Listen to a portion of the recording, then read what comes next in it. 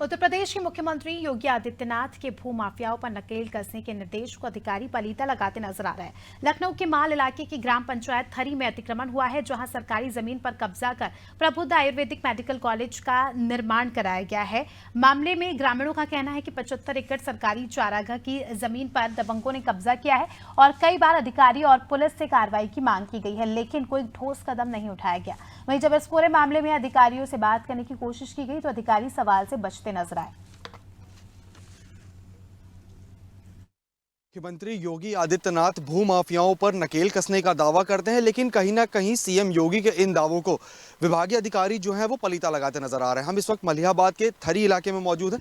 तस्वीरें अपने पीछे मैं आपको दिखाऊंगा, एक अस्पताल अपने पीछे मैं आपको तस्वीरों में दिखाऊंगा जिसका नाम है प्रबुद्ध आयुर्वेदिक मेडिकल कॉलेज। बताया जा रहा है कि ये जो अस्पताल है ये पूरी तरह से अवैध बना हुआ है और सरकारी जमीन के ऊपर कब्जा करके इस अस्पताल का निर्माण जो है वो कराया गया है।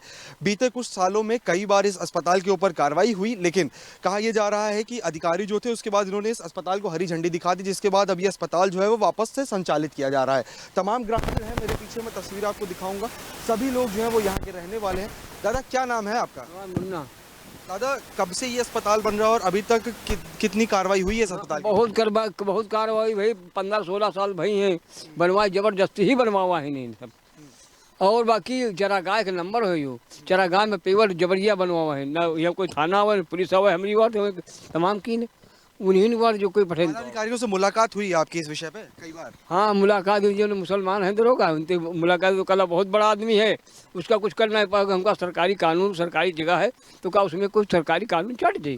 कल उसकी ओर से आपसे कहा गया कि बड़ा आदमी है उसका आप लोग कुछ कर नहीं? हाँ दरोगा जी कहीं नहीं माल में यहाँ खड़े नहीं उतरे। कुल मिला कई बार अधिकारी डीएम एसडीएम से बातचीत हुई और कुल मिला के इस पर कार्रवाई की गई और हम लोगों इस पे बहुत कुछ कहा, मगर सरकारी कार्यकर्ता लोगन के कहने से रे इसको कैसे या घूस देकर या पैसा देकर ये काम कराया जा रहा है। ये आवाज़ ज़मीन 1636 में 75 बीघा चरागाह है हम लोगों की और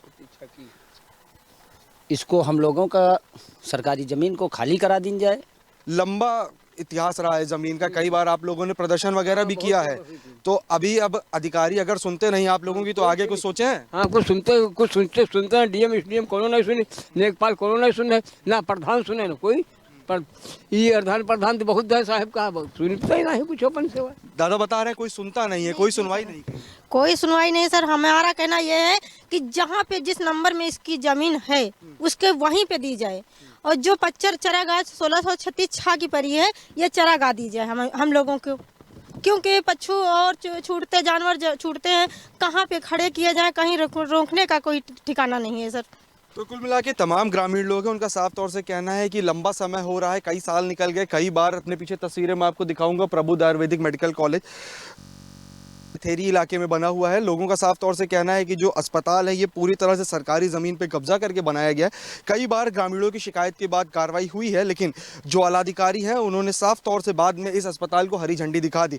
ग्रामीणों का साफ तौर से कहना है कि जो ग्रामीण है वो पीछे हटने वाले नहीं है। ज़मीन जो है सरकारी ज़मीन है, उनके हक की ज़मीन है, चारागाह की ज़मीन है, और जब तक उनको इंसाफ नहीं मिल जाता है जो ग्रामीण लोग हैं वो इसी तरह से अस्पताल के खिलाफ अपना विरोध प्रदर्शन दिखाते रहेंगे। विनोद शिवांशु के साथ उमंग पांडे, NITV, लखनऊ।